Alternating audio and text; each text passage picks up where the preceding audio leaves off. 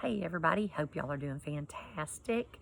I'm back. I told y'all last week that I would try to do this every week, and God reminded me this week that I'm not to schedule anything. He has very much so taken me from different spots this week and had me doing things that I normally do not do, but out of obedience to Him, I'm trying to do them.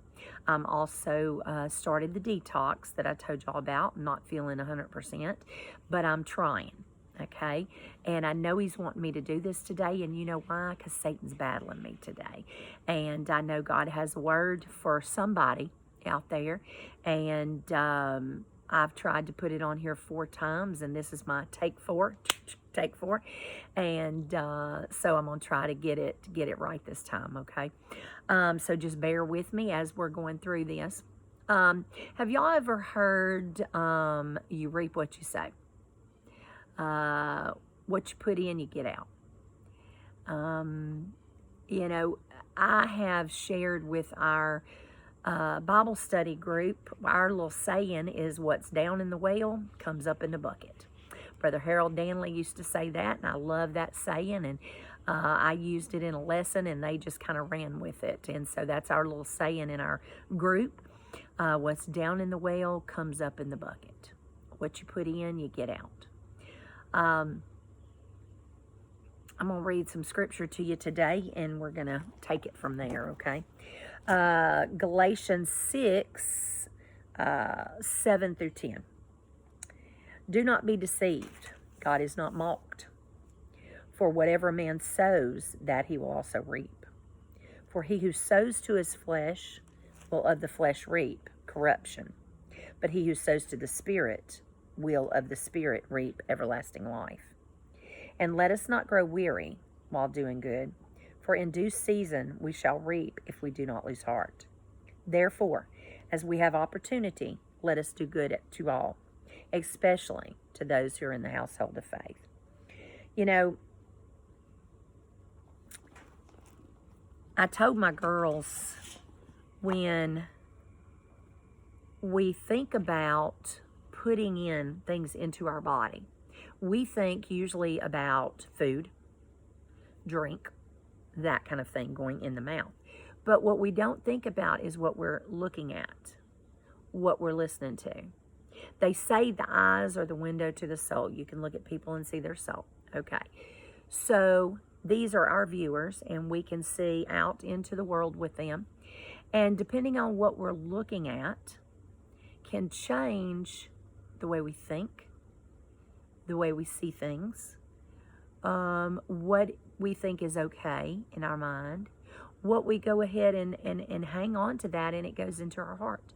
Everything that goes in here, sticks here, goes down into here. Okay? Also, what we listen to, we have 2 ears that can listen to things going on. I had sometimes when I listen to music, I just close my eyes and I just listen to the words.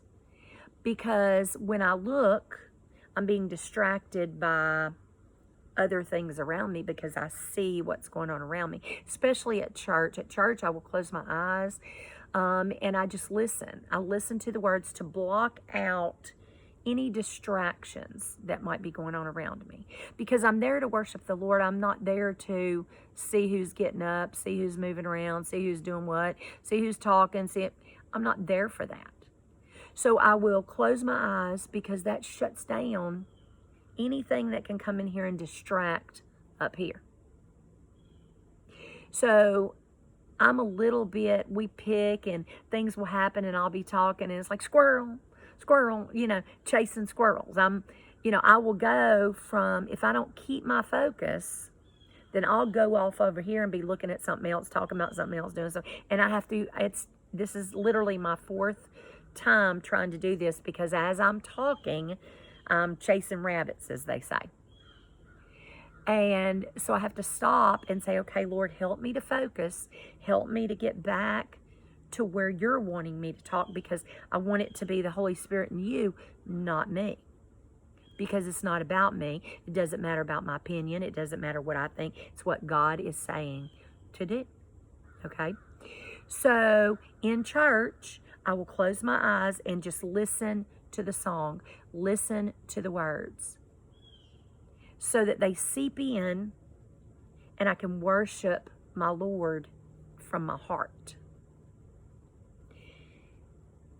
When you put things into your mouth, whether it be things that will nourish you, I'm learning that the food that I take in my body is affecting how my body functions. I found I have a lot of sensitivities to foods, and to the preservatives that are put in foods is my problem. So I'm having to really watch what I put in, because what I put in does not always agree with my system, and it causes a lot of issues. So there's a lot of different ways that we put in to our person. And whatever we put in there, that's what's going to come out. And you say, well, yeah, but, what we don't always, we put in things and it's okay. And Satan wants us, he's a deceiver. He's a liar. The Bible tells us he's roaming around like a lion, seeking whom he may devour. He wants to destroy you. You. If I'm talking to you, if you're listening, Satan wants to destroy you. He wants to hinder you in every way. He wants you to think, I'm going to start with movies, videos, TV shows, things that are on the TV, even news, okay? I've seen perfectly, spiritually, holy saints of God lose their religion over the news, what's being put on the news. When you know something is a lie, and you know it's being thrown out there and feeding people, and people are latching on to it, it does make you angry. It does make you want to you lose it. But this is the thing. God tells us in His Word, this is going to happen. Do we sit back and let it happen? No. You know what you do? You read your Bible. You witness to people around you. The way we conduct ourselves in a situation is how it comes out. What you put in, when you get squeezed, is what's going to come out. When I can tell you this, when I am prayed up, when I am talking to the Lord, when I'm close to the Lord, when I'm walking with Him, when I'm doing my study like I'm supposed to every day, when I'm obeying the Lord, when He tells me to do something, I do it. And when I'm walking close with Him and things come my way, I get squeezed. People do and say things that upset me. I may see something on TV that upsets me. Whatever it may be, when somebody comes up against me, when Satan throws them daggers at me, when Satan's trying to destroy what God's trying to create. And even if it's for a good thing, because sometimes we think it's okay to be mad and angry and spew out stuff if it's a good thing, if it's for the right reasons.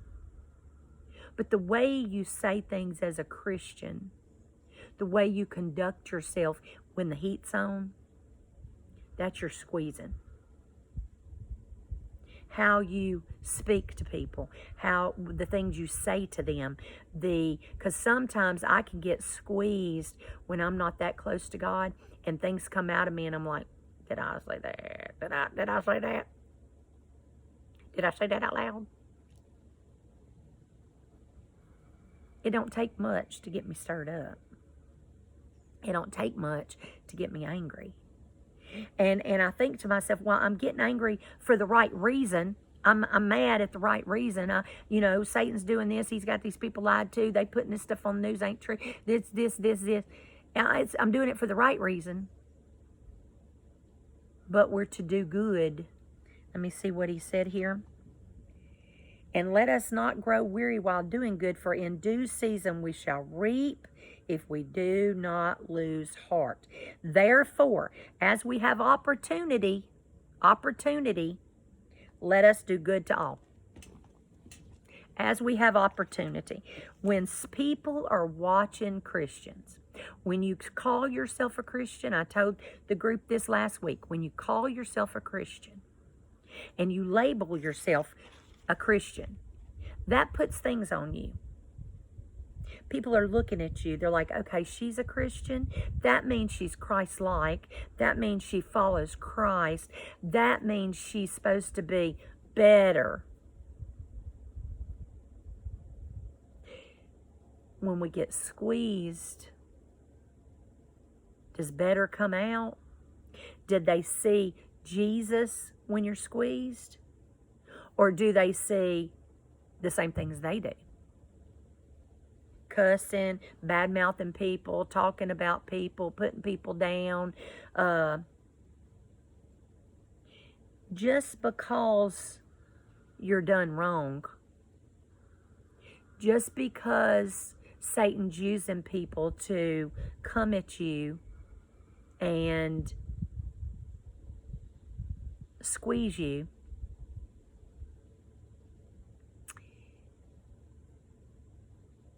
you still have to know how to react to those. It's not always about how you act, it's how you react. Because if you're a Christian, you should be doing things that when the world looks at you, they're going to see Christ through you. Whether it be things you do or things you don't do. Things that you say, I'm sorry, I'm not going to go there. That's not pleasing to my Lord, and I'm not going there, and I'm not doing that. That doesn't make me better. That makes me know my Lord, know what He expects of me, know what He wants me to do, know what pleases Him and what don't please Him. And I'm not going over there and doing those things because I know that don't please Him. I'm trying to do what pleases the Lord. Now, if you want to go do it, that's your business. That's between you and Him. Ain't got nothing to do with me. That's your business. You going to answer for that, not me. I'm going to go over here and do what God tells me to do, and you do what you want. But I'm telling you, that don't please the Lord, so I'm going over here and do what pleases Him. Now, you should be walking that way. If you call yourself a Christian, you should be walking that way. People should not look at you and see, you should not blend in with the rest of the world. You should stand out. He says we're to be a lamp on a hill. A light on a hill. Lighting the way. Standing out. Brother Stan talked about that last week. Being a light. Standing out. Don't cover up. Don't go out there and cover yourself down to fit in to the world. So what you put in here is what's going to come out when you're squeezed.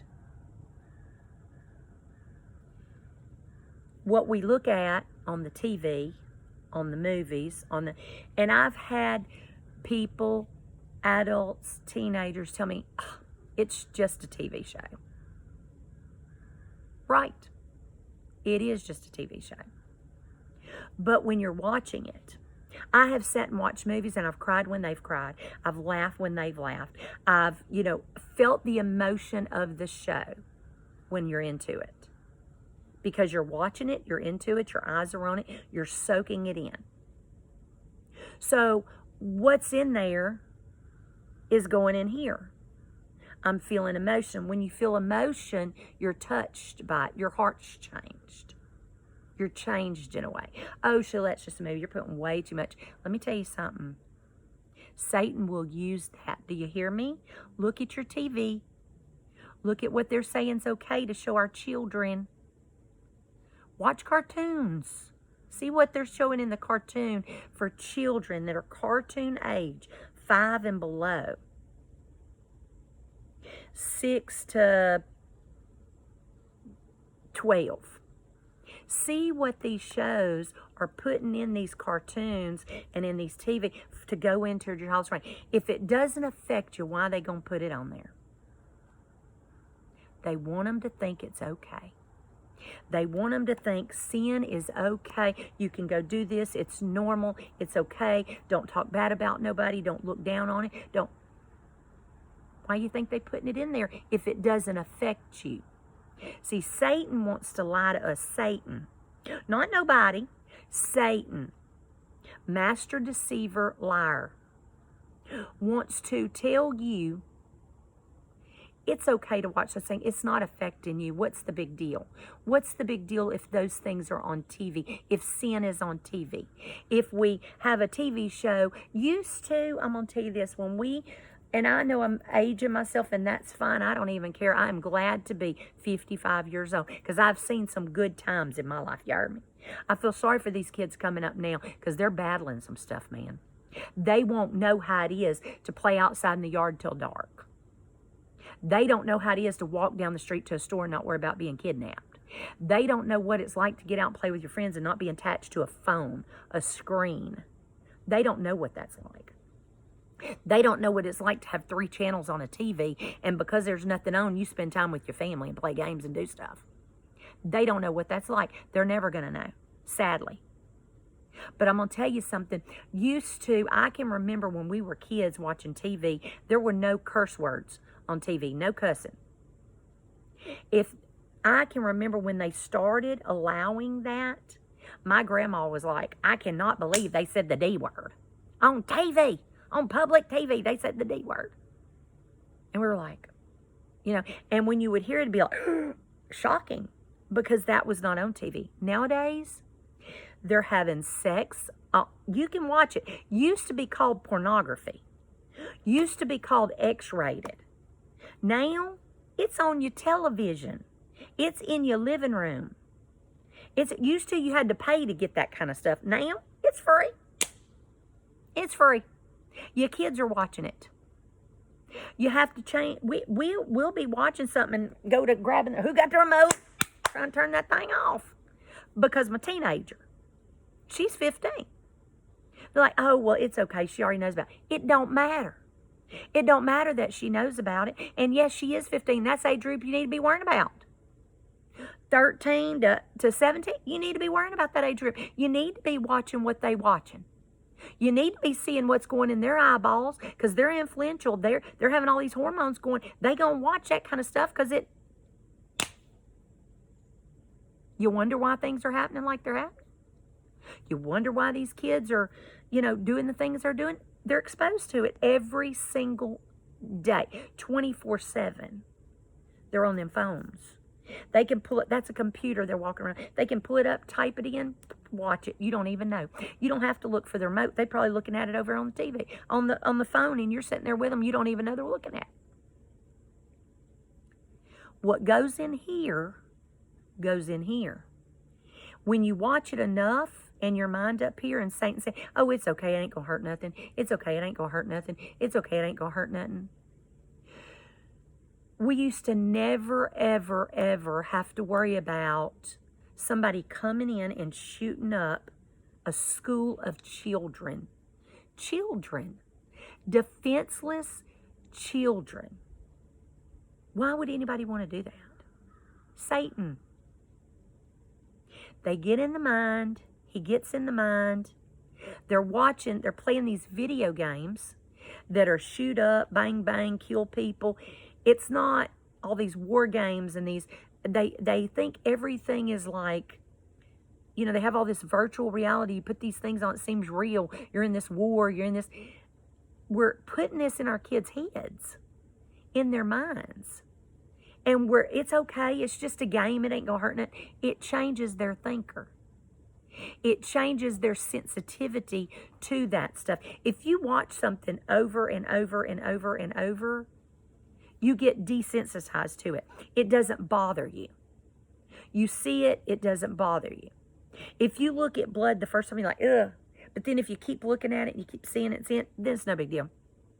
Same thing with children. Hello? Is anybody hearing me?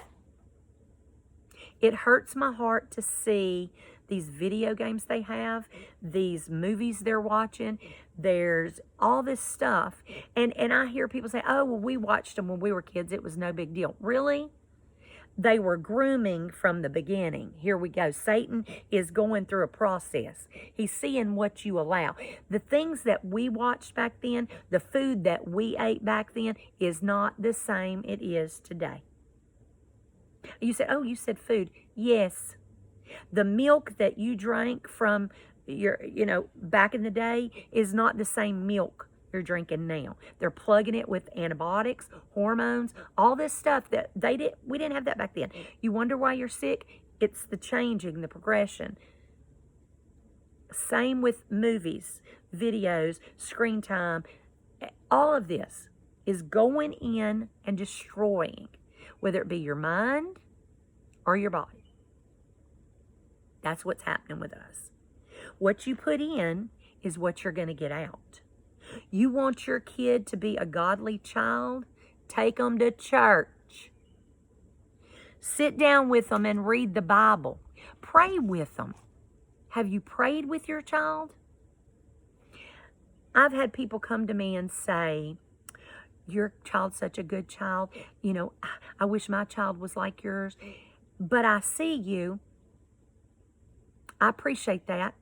I thank you for that. I'm glad you can see those things that we have been pouring into our children. Not to say they're perfect, because God knows ain't none of us perfect. You hear me? We all make mistakes. We all mess up, and so are they. They're going to mess up. So do I. But what I'm saying is, you're talking to me about you're having trouble with your child, not minding, not doing what you say, not, and you come to me and say, well, my kid won't come to church. What? Excuse me, hold on just a second. What'd you say? My kid won't get up and come to church. Did you give them the option? They got an option. When they live in your house, when they ain't got no job, when you buying their food, excuse me, they have an option? Sorry. I'll tell you the difference between my house and your house. They don't have no option. And I've heard people say, well, they don't want to go to church. They get grown. They don't want to go to church because they were drugged. Okay, that's their choice. They're grown. Making their own decisions, going to face God on their own before Him and have an option. You know what? When they in your house, they eating your food, they sleeping under your roof, you're buying clothes, you're buying phones, you're buying all this stuff you're buying for them, they ain't got an option. That's number one. Boop, no option. Get yourself up. We're going to the church. I don't care if you don't like it. You're going anyway. You're going to sit in there. You're going to smile. You're going to act like you're enjoying it, whether you are or not. You're going to the church house on Sunday. Okay? No option. See, a lot of times we want what other people have, but we don't want to do the things that they're doing to get that. That's in jobs, that's in relationships, that's with children, that's with whatever. They're putting in the work. Has it been a struggle? Yeah, but we started it out when they were little. You don't have no option. On Saturday night, you can't go stay out till midnight because we going to church Sunday morning. You don't stay out till midnight on a school night because you got to get up early and go to school. Guess what? Saturday night, you don't stay out till midnight because you got to get up and go to school. We go to bed on Saturday night, just like we go to bed during the week to get up for school, because that's a priority and it's important. Did you hear that word? Priority. Parents, you have to set the priority. You. Don't blame your kids. I've heard them say, well, he won't get up, or he gets mad and it's a fight and a cuss. And, oh, well, there's your first problem. Your kids don't rule the house. Mom and Daddy rule the house. Well, mama won't get up or daddy won't get up, so how are we going to get the kids up? Well, you know what? That's mama and daddy problem. But if you're the Christian in the house, it's your responsibility. Mamas, if daddies don't go to church, get your kids to church. I don't care what daddy says. It is hard. I know it's hard. Lord knows I know it's hard. I am blessed to have a husband that will get up and will go to church, and that's his priority. And I know it's hard to live in a house where, especially for a mother, where the husband, that's not his priority, and they're like, well, daddy's home. Why can I say he's not being a spiritual leader of his home, and he's not making the kids go? That's hard. I have friends that deal with that. Very difficult. You pray for him. You pray for that husband. You get up and go. You have them kids get up and go. If he undermines you, you let him know you ain't, they going to church. You may not go to church. They going to church. You know, that's a hard thing. That's a real hard thing, and I hate to even address that because that is difficult. And I'm not in that situation. I'm not walking in those shoes, so it's hard to say that. So I don't want to, make anybody feel bad on that. But I want you to know, Mama, you keep praying and you keep getting up going, because you're being an example for your children. By you getting up, you making that a priority, and you going, they're seeing that in you. They're seeing you do that. They're seeing that's important to you. But then you have to live it at home. You can't just make a fuss about going to church and then you get home, okay, we done for the week. We did our spiritual walk. And then go about your business and live life like everybody else. There has to be some changes made. So what you put in is what you're going to get out. I hear people complain about jobs, complain about this, complain about that. Well, excuse me, are you putting in 100% to your job? Are you getting there on time? Are you doing what you're supposed to be doing? Are you, giving it your all? Give it your all and then wait and see what happens. And it says, not for a little while, not just for a little while. It tells us in here, for if anyone, okay, let's go down here. And let us not grow weary while doing good. It don't matter if it's your spiritual walk, if it's your job, if it's your kids, whatever it is. Don't grow weary in doing good. Keep on keeping on no matter what. Because in due season, you will reap what you've sowed. You will get out what you've put in. Keep on keeping on. This is for teenagers. This is for kids. This is for adults, parents, grandparents, whatever it is. Whatever you put in, that's what you're going to get out. Luke 6:38, I'm going to read that real quick.